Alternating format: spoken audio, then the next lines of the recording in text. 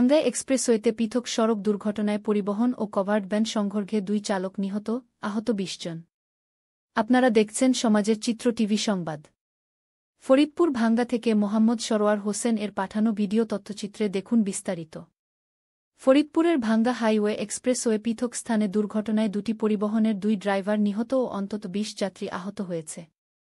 আহতদের ভাঙ্গা ও মালিগ্রাম হাসপাতালে ভর্তি করা হয়েছে।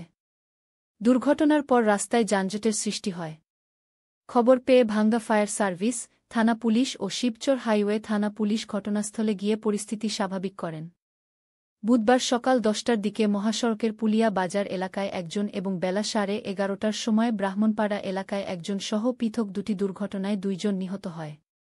নিহতরা হল কভারভ্যানের ড্রাইভার মিরাজ হাওলাদার ৩০, পিতা দুলাল হাওলাদার, থানা বানারীপাড়া, জেলা ঝালকাঠি ও ইমদাদ হোসেন ৪০, পিতা অজ্ঞাত, গ্রাম সোনাতলা, থানা শরণখোলা, জেলা বাগেরহাট।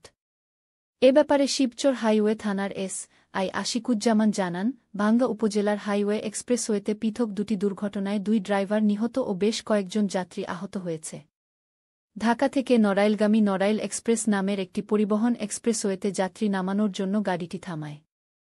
এরপর ঢাকা থেকে গোপালগঞ্জগামী হামিম পরিবহনের আরও একটা বাস পিছন থেকে আর.এফ.এল কোম্পানির কভারভ্যান সহ ড্রাইভার ও নড়াইল এক্সপ্রেস নামক পরিবহনটিকে পিছন থেকে ধাক্কা দেয়া। এ সময় দাঁড়িয়ে থাকা কভারভ্যানের ড্রাইভার ইমদাদ হোসেন গাড়ির নিচে চাপা পড়ে নিহত হয় এবং নড়াইল এক্সপ্রেস ও হামিম পরিবহনের আরও ২০ যাত্রী আহত হয়। দুর্ঘটনার পর হামিম পরিবহনের বাসটিকে আটক করা হয়েছে ও ড্রাইভার পালিয়ে গেছে। উক্ত ঘটনায় মামলার প্রস্তুতি চলছিল। সমাজের চিত্র টিভি সংবাদের সাথে থাকার জন্য ধন্যবাদ।